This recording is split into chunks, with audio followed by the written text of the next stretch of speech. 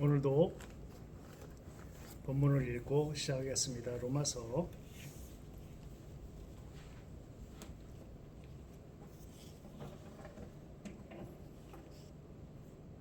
8장 17절입니다. 로마서 8장 17절. 자, 제가 읽을 테니까 귀로 듣고 마음으로 묵상하시기 바랍니다. 자녀이면 또한 상속자 곧 하나님의 상속자요 그리스도와 함께한 상속자니 우리가 그와 함께 영광을 받기 위하여 고난도 함께 받아야 할 것이니라. 고난에 대해서 지금 몇 주째 지금 계속 하고 있습니다.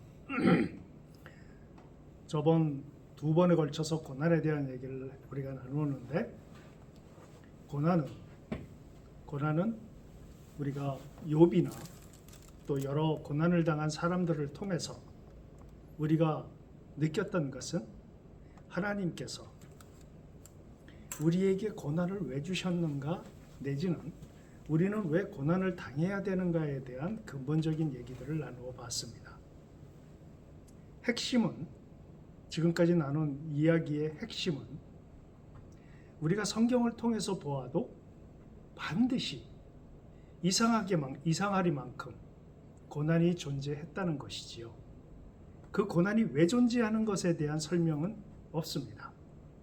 다만 우리는 고난을 당한 우리 신앙의 선배들의 삶을 통해서 우리가 고난의 의미를 생각해보는 과정들을 우리가 가져봤습니다. 한번 오늘부터는 실질적으로 우리의 삶 가운데 좀 구체적인 영역으로 들어가서 고난을 어떻게 우리가 살펴보아야 되고, 고난에 대한 자세가, 고난을 당했을 때 우리는 어떤 자세를 가져야 되는가를 구체적으로 생각을 해보겠습니다. 오늘은 정신적인 고난, 물질적인, 재정적인 고난, 육체적인 고난은 우리가 이렇게 크게 세 가지로 나눠볼 수 있겠어요. 앞으로 3시간을 통해서 정신적인 고난, 재정적인 고난, 육체적인 고난 세 가지를 나누어서 우리가 성경을 통해 그들이 어떻게 이것을 해결하였는가를 살펴봄으로 인해서 지구의 삶 가운데 이 고난들을 어떻게 대처하고 어떠한 자세로 가져가야 할 것인가를 살피는 시간을 갖겠습니다. 오늘 우리가 나누고 싶은 얘기는 정신적인 고난입니다.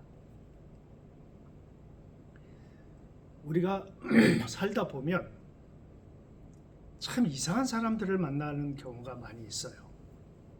예를 들어서 군대에 갔는데 나를 집어넣고 나를 아주 타켓으로 해서 괴롭히는 상사를, 고참을 만날 경우도 있고, 직장 생활을 하다 보면 아주 나만을 타켓으로 해서 정신적으로 아주 힘들게 하는 상사를 만날 수도 있습니다.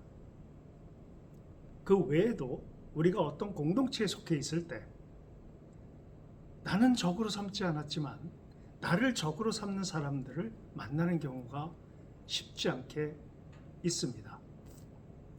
이런 경우 어떻게 해야 될까요? 이를 감은 왜 하나님은 나에게 저런 사람을 만나게 하셨을까? 라고 우선적으로 생각하기 쉽습니다.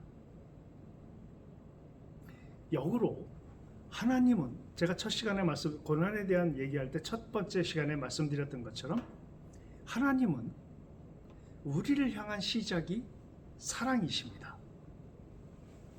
나를 사랑하시기 때문에 그 사랑을 기준으로 해서 내 인생의 모든 걸 펼쳐 나가시려는 목적을 가지신 것이 하나님이세요. 그 하나님께서 내 인생에 그러한 사람을 일부러 만나게 해야 되겠다고 생각을 하셨을까요? 하나님에게 모든 책임을 돌리는 경향을 왕왕 보기도 했습니다. 우리 한번 생각을 해보겠습니다. 저에게 이렇게 상담을 한 자매가 있었어요. 제가 직장 사역을 하고 있을 때에 예수님을 믿는 직원 중에 한 사람이 찾아온 적이 있습니다. 찾아와서 이렇게 얘기를 합니다. 사표를 낼 생각을 하고 인사를 하러 왔다고 해요. 그래서 왜 그러냐라고 물었더니 그 자매는 신앙과 회사 생활과 이런 그 또 직장의 그 동료들과의 관계성이 그렇게 나쁜 사람이 아니었어요. 그런데 직장 생활이 너무 힘들다는 겁니다. 어떠한 상사 때문에. 돌아다니면서 힘들게 한대요. 자신에 대해서 없는 얘기를 만들어서 소문을 만들고 그런 어떤 그 아주 구체적인 고통을, 괴롭힘을 실현하는 그런 상사가 있다는 겁니다. 그래서 참고 참다가 이제는 도저히 참지 못해서 다른 회사에 면접을 봤다고 합니다. 그래서 그러한 부분들에 대해서 자신은 이겨낼 자신이 없어서 이 부분을 벗어나야 되겠다라고 생각을 했다고 인사를 드리러 왔다고 얘기를 했습니다. 안타까웠어요. 여러분 직장 생활 하다 보면 이런 사람들 참 적지 않게 만날 수 있습니다. 또 한 경우가 있었어요. 어떤 남자 직원이 찾아와서 이렇게 얘기를 합니다. 목사님, 이 회사에서 저는 미래가 없습니다. 라고 얘기를 해요. 왜? 그랬더니 자기 위에 직속 상관이 대놓고 얘기를 한답니다. 너는 내가 있는 한 이 회사에서 제대로 서 있기도 힘들 것이다 라고 아주 노골적으로 얘기를 했답니다. 그래서 그런 얘기를 이렇게 들을 때마다 생각을 합니다. 왜 이럴까? 우선적으로 생각을 합니다. 하나님, 저 형제를 하나님이 사랑하시지 않습니까? 근데 왜 저런 일이 생깁니까? 기도를 그렇게 합니다. 그러면서 생각을 하지요. 제 기도 방향은 틀렸습니다. 하나님, 저 형제에게 왜 이런 일이 생깁니까? 제가 저번 시간과 저저번 시간에 말씀드렸던 것처럼 크리스찬에게는 그런 일이 안 생겨야 한다는 전제가 없다는 것을 우리가 성경을 통해서 배웠습니다. 예를 들어 볼까요? 저는 이 하나님의 일과 하나님의 어떤 그 원칙과 하나님이 원하시는 일을 하는 사람에게 닥치는 고난을 닥치는 그것을 이겨내고 하나님과 조화를 이루어서 문제를 해결했던 아주 전형적인 한 사람으로 저는 히스기야를 생각을 합니다. 여러분도 아시다시피 북이스라엘이 아수르의 사네립에 의해서 망하고 그 다음에 남유다로 쳐들어옵니다. 그때 히스기야가 했던 왕으로서 그 사람이 했던 것들을 이렇게 생각해 보면 어떻게 히스기야에게 이런 일이 생기는가 할 정도로 히스기야는 여러분 아시다시피 얼마나 엄청난 일들을 행했습니까? 우선 생각을 해볼까요? 히스기야는 종교개혁을 일으킨 사람입니다. 이스라엘의 하나님의 제단에 근 200년 동안 가까이 이방신을 무당을 섬기는 제기들이 가득 들어 있었어요. 그거를 이스라엘 백성들이 모르고 있었습니다. 그러다가 우연히 발견하게 되죠. 그리고 거의 200년 가까이 행해지지 않았던 6월 절기를 히스기야가 다시 복원을 시킵니다. 이런 여러 가지 하나님 앞에서 아버지 같지 않게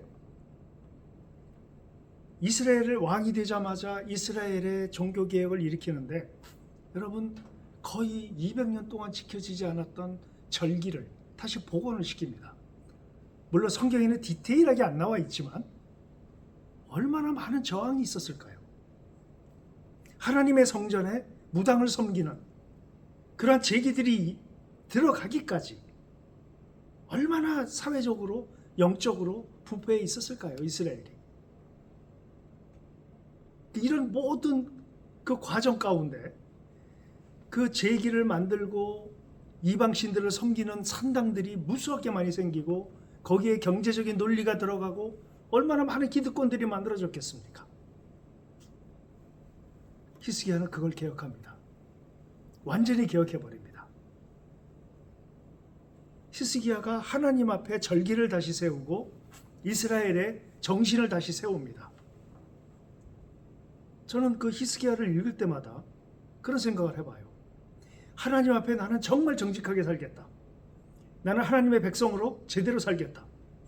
왕이 이렇게 결정을 하고 그렇게 사회 개혁을 일으키고 왕이지만 쉽지 않은 그 모든 과정을 이루어가는 그러한 히스기야와 같은 신앙인에게 어떤 일이 벌어집니까? 여러분, 그때 그 당시에 제국주의를 꿈꿨던 사네립이 북이스라엘을 점령해서 북이스라엘을 넘어뜨립니다. 그리고 남유다로 쳐들어와요. 히스기야와 같은 사람에게 왜 이런 일이 벌어집니까? 하나님을 위해서 제대로 살겠다는 사람 앞에 왜 이런 일이 벌어집니까? 제가 저번 시간에 말씀드린 것처럼 설명할 수가 없어요. 알 수가 없습니다. 우린 이런 과정을 성경을 통해서 여러 사람을 통해서 볼 수가 있습니다. 비슷한 예가 욥이죠. 욥은 어떤 사람이었습니까? 하나님 앞에 죄를 짓지 않기 위해서 정말 열정을 다해서 살았던 사람이고 자기의 자녀들조차도 죄를 범했을까 봐 사안마다 하나님 앞에 속죄제를 드리는 그러한 삶의 라이프 스타일을 가졌어요. 하나님 스스로도 욥에 대한 인정은 대단하셨습니다. 이런 욥 앞에 이렇게 하나님을 믿고자 하는 사람에게 왜 이런 일이 생깁니까? 이걸 설명할 길이 없어요. 성경 어디도 왜 이런 고난이 왔는가에 대한 설명이 없습니다. 비근한 예로도 예수님을 들 수 있겠죠. 히브리서 5장 7, 8절 이건 한번 봅시다. 히브리서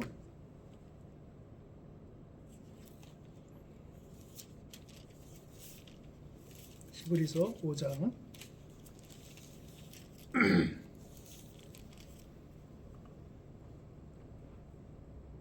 8절만 읽읍시다. 8절 보면 이렇게 나와 있어요. 그가 아들이시면서도 받으신 고난으로 순종함을 배워서 온전하게 되셨은즉 자기에게 순종하는 모든 자에게 영원한 구원의 근원이 되시고 하나님께 멜기세덱의 반차를 따른 대제사장이라 칭하심을 받으셨느니라. 예수님이 누구십니까? 하나님이세요. 근데 지금 뭐라고요? 그가 아들이 8절에 그가 아들이시면서도 받으신 고난으로 순종함을 배워서 이렇게 나와요. 아니, 하나님이신 예수님이 고난으로 뭔가를 증명을 해 보여드려야 합니까? 우린 이걸 설명할 수가 없어요. 물론 신학적으로 우리가 이 부분에 대해서는 이렇게 부연 설명을 할 수 있을 것 같습니다. 예수님은 하나님이시죠.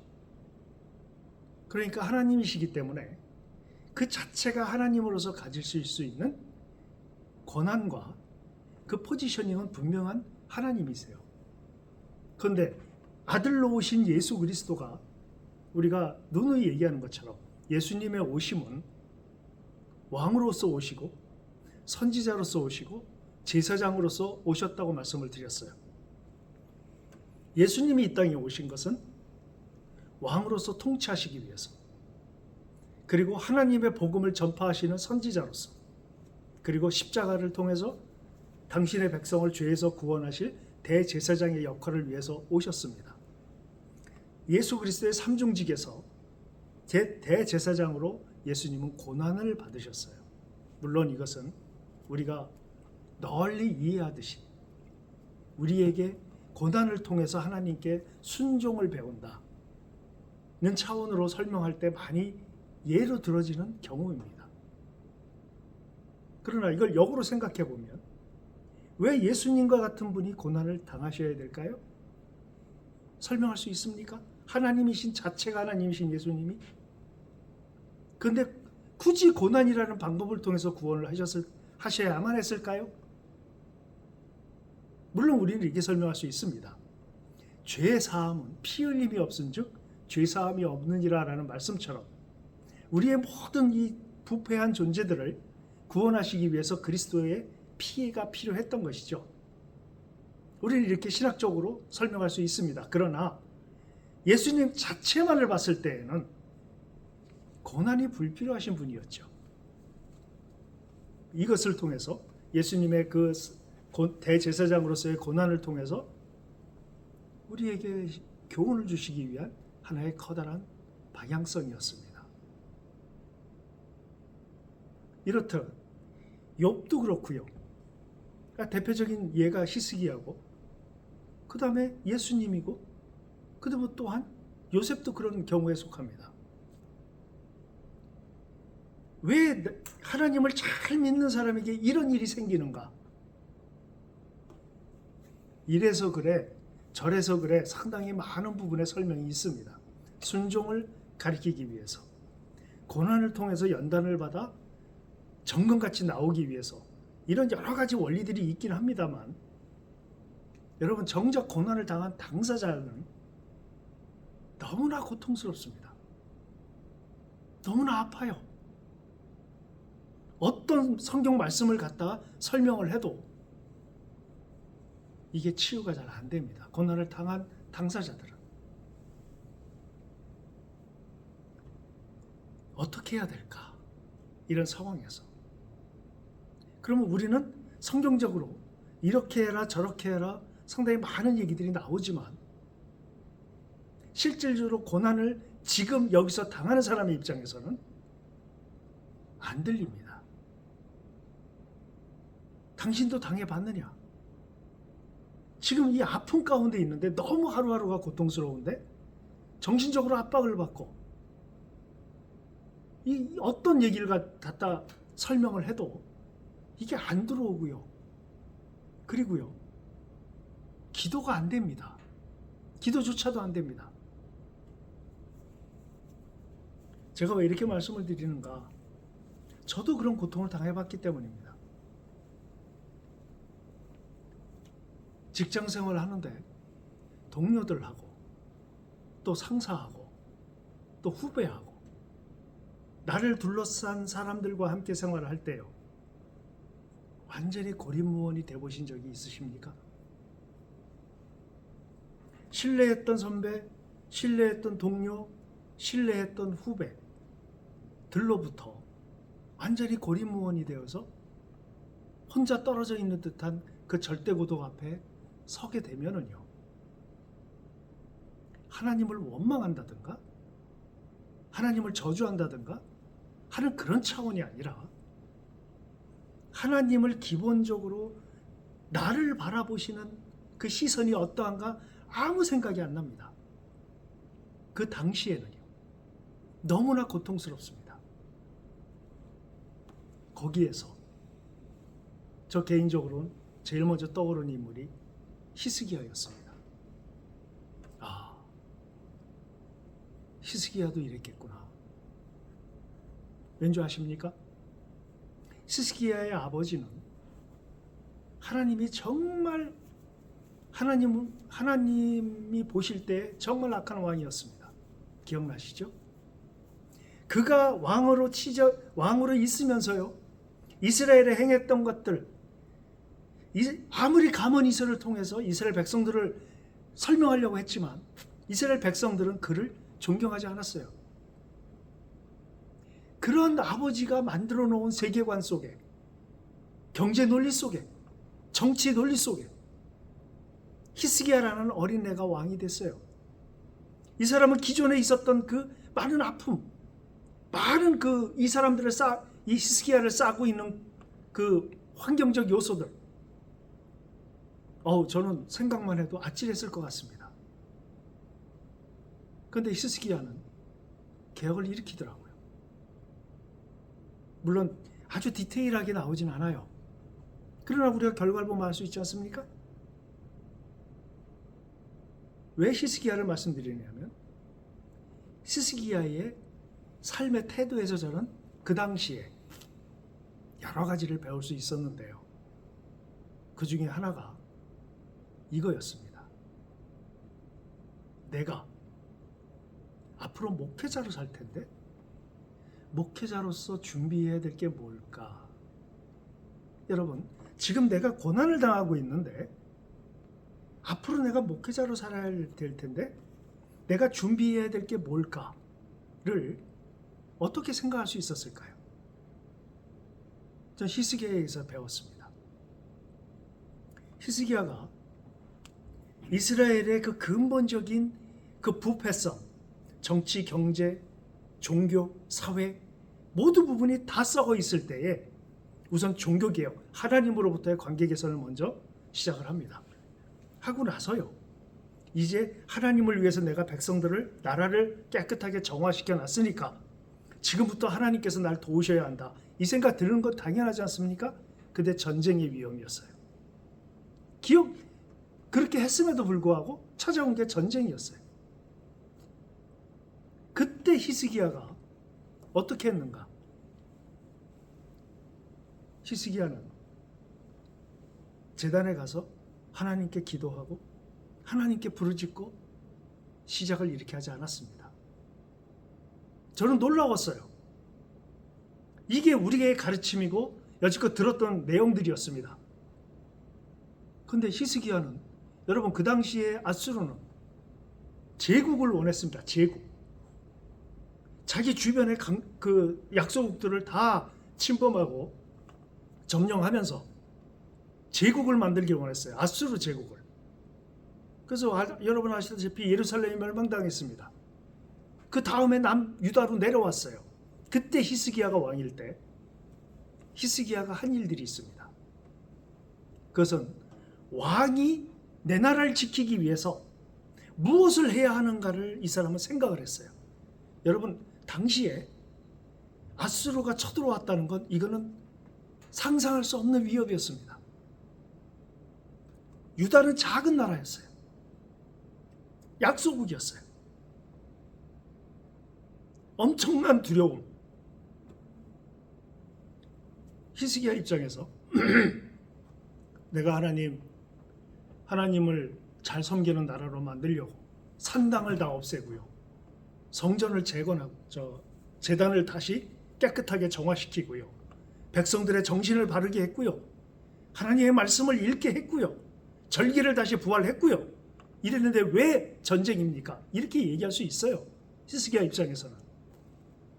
우리가 살면서 내가 여지껏 신앙생활을 이렇게 잘했고요, 하나님을 이렇게 섬겼고요, 교회를 위해서 이렇게 봉사했고요, 근데 왜 나한테 이런 사람들이, 나를 이렇게 괴롭히는 사람이 생깁니까? 이 정신적으로 오는 이 고난, 이럴 수 있어요, 우리에게. 근데 여기에 대한 설명은 없습니다. 다만 신앙의 선배들이 그걸 어떻게 이겨냈는가를 보면서 우리가 거기서 답을 찾아야 한다고 생각을 합니다. 히스기야가 처음 고난을 맞닥뜨렸을 때, 정신적인 고난을 맞닥뜨렸을 때 히스기야는 제일 먼저 자기가 해야 할 일을 합니다. 왕으로서 여러분 나중에 다시 한번 묵상을 해보시면 아시겠지만, 포위를 당하면, 예루살렘이 포위를 당하면 일단 음식이나 식수가 떨어질 거 아닙니까? 그걸 생각해서 식수원을 다 막아버리고요, 막아버린 그 식수원을 전부 예루살렘으로 끌어옵니다. 기억나시죠? 할 일들을 하면서 자기가 할 것을 해요. 예전에 어떤 목사님께서 이 부분을 가지고 설교하신 적이 있어요. 저는 그 설교를 들으면서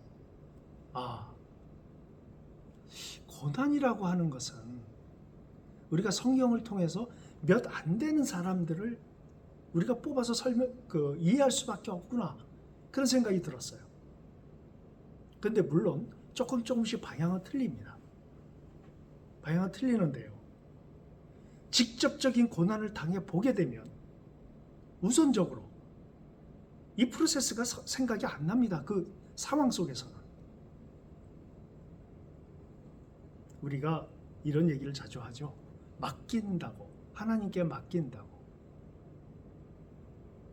지금 나에게 고난의 상황이 왔고 정신적으로 나를 압박하고 나를 왕따하고 그러한 내 주변 사람들이 나를 정신적으로 압박을 하고 고난을 시키고 있는데 그 다음 프로세스가 생각난다는 것은 참으로 어려운 일입니다.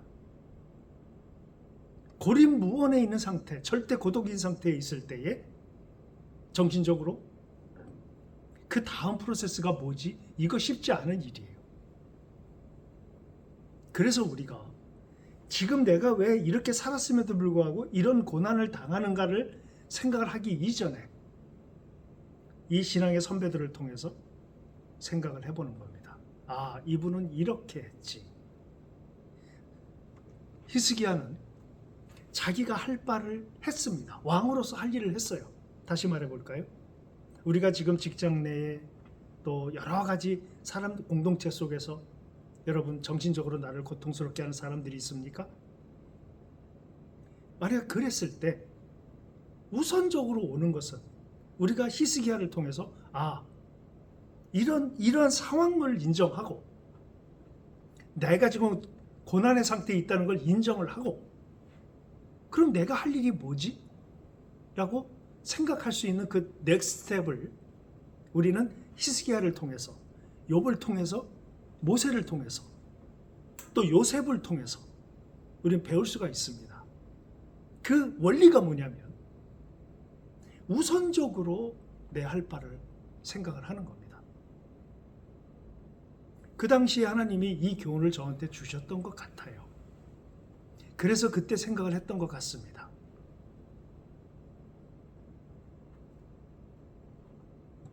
같은 부류와 공동체에서 함께 생활할 수 있는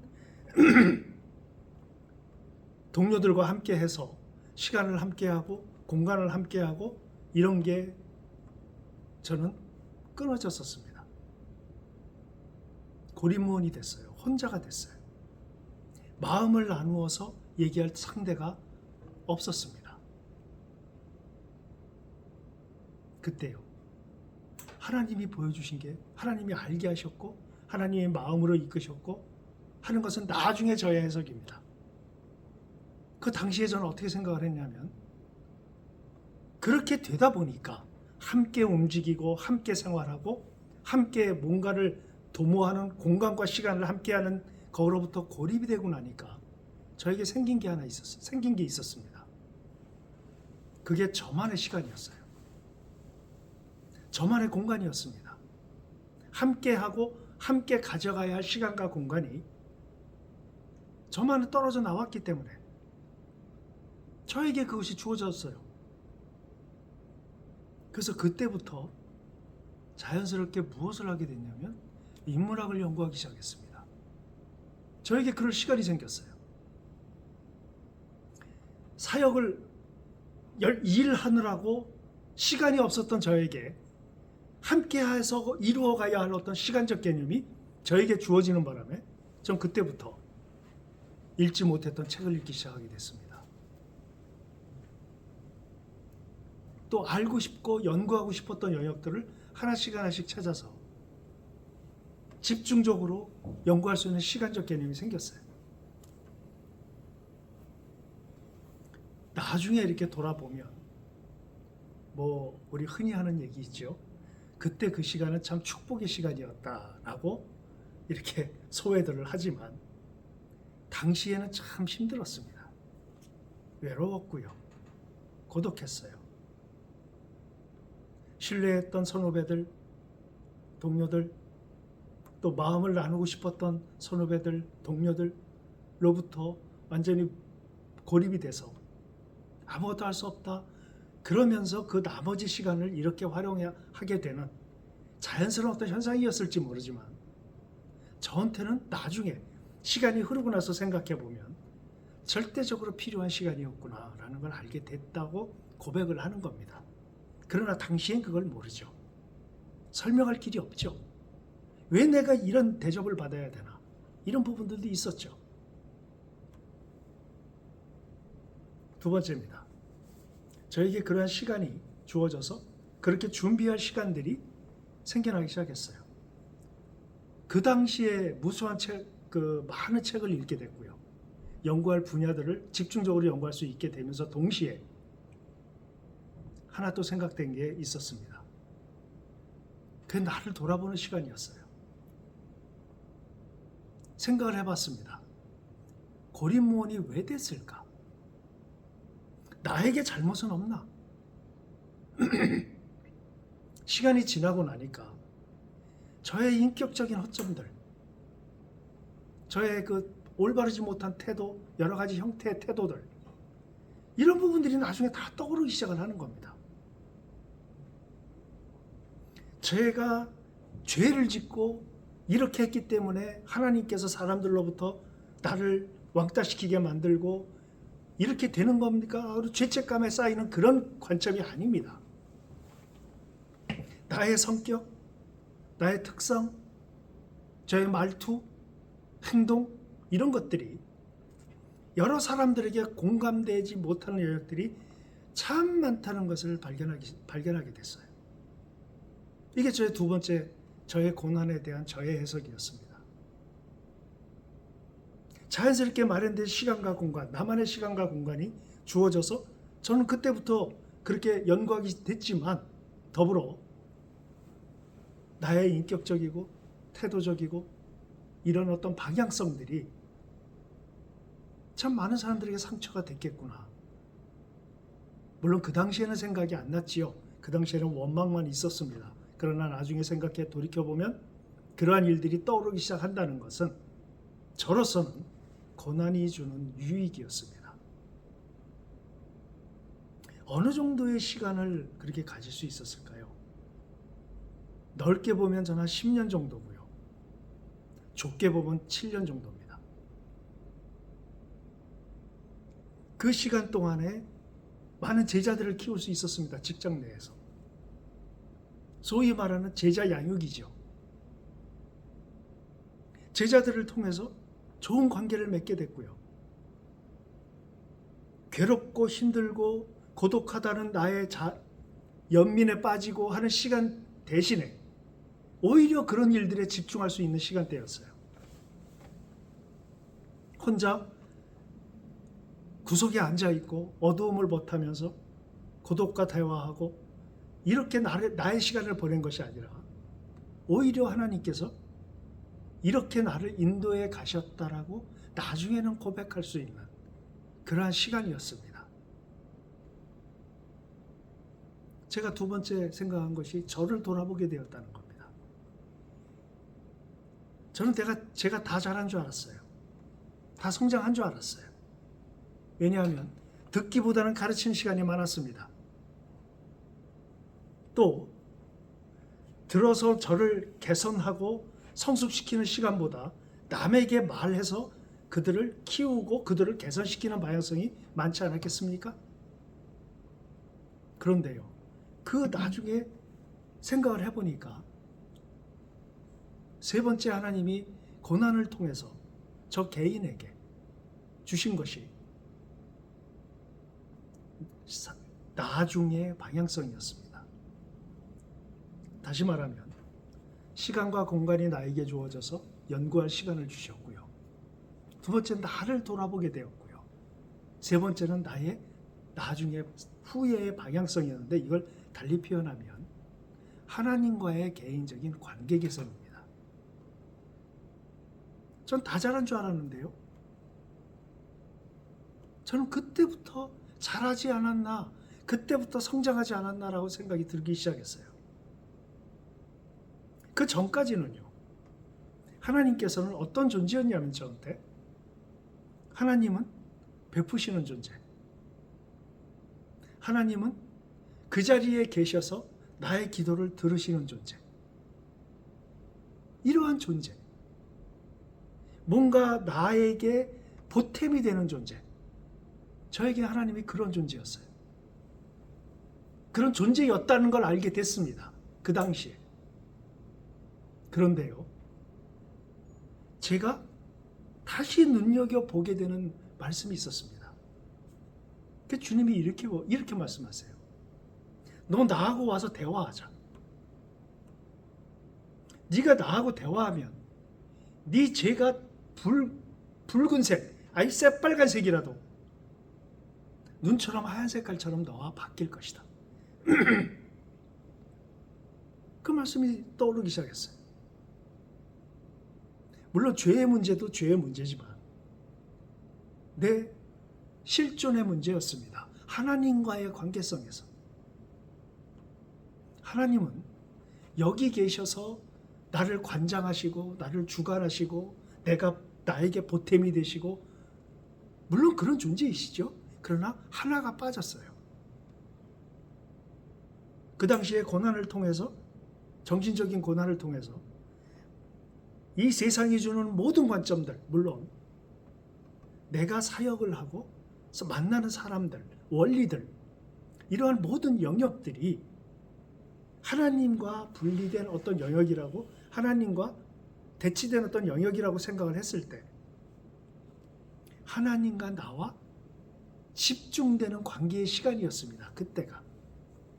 사람들 때문에 괴롭고 사람들 때문에 고통스럽고 외롭고 사람으로 인해서 괴로웠던 그 시간대에서 사람들이 끊어지고 나니까 하나님과 내가 관계 개선이 되는 시간이었어요. 그러니까 미래를 보게 됩니다.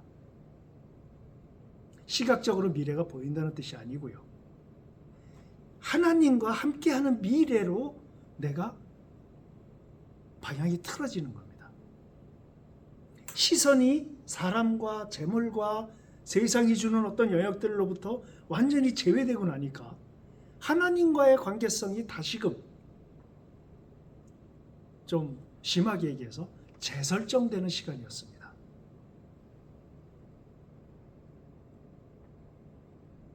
사람을 의지하지 말아라. 하나님이 싫어하시는 사람이 사람을 의지하고 하나님을 의지하지 않는 사람입니다. 그때서야 배웠어요. 사람을 의지하지 않고 하나님을 의지한다. 이게 무슨 뜻일까? 나를 지탱해주고 있는 것이 어떤 사람, 어떤 관계성, 나의 사회적인 어떤 포지션, 그리고 내가 가지고 있는 어떤 기득권, 내가 가지고 있는 직업, 내가 가지고 있는 재산, 이런 것들이 아니라 오직 하나님만을, 하나님과의 관계성만을 그냥 환경적으로 그렇게 설정되어 버리는 순간이었다는 걸 알게 됐다는 겁니다. 그때 하나님과의 관계 설정이 재설정됐어요. 그래서 나의 삶의 패턴에 하나님이 차지하시는 캐파가 그 이전보다 상당히 커졌음을 알게 됐던 시기였습니다. 우리가 삶을 통해서 정신적으로 고난이 올 때 여러 가지가 있을 수 있어요. 직장생활, 오늘은 직장생활에 여러분 중에 왕따를 경험한 사람들, 찍어놓고 누군가 괴롭힘을 주는 사람들, 이런 거를 겪는 사람들이 어떻게 시작을 해야 할 것인가? 오늘 말씀은 그걸 나누고 싶었어요. 그러한 고난이 올 때에 저 개인적으로 성경에 여러분들을 통해서 이렇게 되는 거였구나 라는 관점을 생각을 하게 되었습니다. 여러분 기억나세요? 엘리야가 세상으로부터 완전히 단절되고 세상에 나가면 죽을 수밖에 없는 환경 가운데 있었을 때에 엘리야가 동굴에 숨습니다. 그때 완전하신 하나님과 완전한 관계성이 재설정되는 거 우리는 성경을 통해서 봤습니다. 하나님이 먼저 찾아오십니다. 엘리야에게. 여러분, 우울증에 걸리고 정말 정신적으로 피폐해지고요. 죽고자 하는 욕구가 하루에도 여러 번씩 반복이 될 때에 그런 걸 경험하신 분들에게 물어보면 여러분 기도조차 안 됩니다. 기도할 힘도 없습니다. 그냥 끝냈으면 좋겠어요. 지금 이 상황이 내가 생각하고 내가 접하고 있는 이 상황적 개념과 나라고 하는 존재의 가치성이 완전히 낯승이 되어버립니다. 이걸 빨리 끝내고 싶어요. 엘리야가 그런 기분이었을 겁니다. 그때 여러분 생각을 해보세요. 그러면 기도해야 되지 않습니까? 근데 기도가 안 돼요. 기도가 안 된다는 게 무슨 뜻입니까? 하나님과의 관계성이 아예 떠오르질 않습니다. 그 아예 정신적인 고통이 심해지면은요. 근데 엘리야는 어떻게 했습니까? 엘리야는 숨었어요. 자기 동굴에 갇혀버렸습니다. 엘리야는 하나님을 찾지 않았어요. 저는 그게 정상적이라고 생각을 합니다. 이게 보편적인 사람들이 그럴 거라고 생각을 합니다. 그 고통을 당해본 사람들은 그 순간만큼은 하나님이 빨리 나를 데려가 주셨으면, 지금 이 상황을 끝냈으면, 눈물을 흘리면서 이 상황을 그렇게 생각들을 합니다. 생각을 하는 게 아니라 생각이 듭니다. 자연스럽게. 우린 이걸 우울증이라고 표현하죠. 근데 시작을 엘리야가 한 게 아니라 하나님이 하셨습니다. 찾아오셨어요. 엘리야에게. 너 왜 여기서 이러고 있니? 라고 하면서 찾아오셨어요. 그리고 엘리야를 회복시켜 주십니다. 제일 먼저 먹이시지요? 기억나시죠? 제일 먼저 먹이십니다. 육체적으로 먹여주세요. 그 다음에 엘리야가 품고 살아가야 할 미래를 보여주십니다. 어떡하죠? 하나님께서 너는 가서 아합을 대신할 왕에게 기름 붓고 안수해라. 그러니까 희망적인 어떤 엘리야가 앞으로 어떻게 살아가야 할지의 방향성을 제시하세요. 근데 저는 아둔해서요. 그렇게 정신적으로 굉장히 힘들었던 시기에는 전혀 그런 생각을 못 하다가요. 나중에 생각해 보니까 히스기야나 엘리야처럼 하나님이 나를 그렇게 이끌어가 주셨구나. 그걸 나중에서야 알았습니다.